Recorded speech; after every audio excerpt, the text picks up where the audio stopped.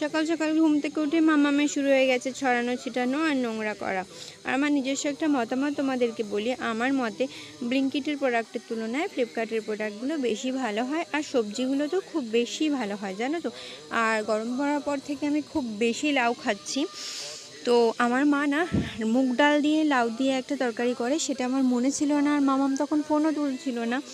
তার জন্য ওর বাবা বললো দে আমি এরকম করে দিই। তো কালো জিরে ফোড়ন দিয়ে জিরে ধনে নুন লঙ্কা দিয়ে যেভাবে সব সবজি করে সেভাবেই করে দিল, আর নামানোর আগে ধনে পাতা দিল। খুব ভালো হয়েছিল জানো তো। এখন সপ্তাহে 5 দিন আমি এই তরকারিটা খাই, আর এভাবেই খাই।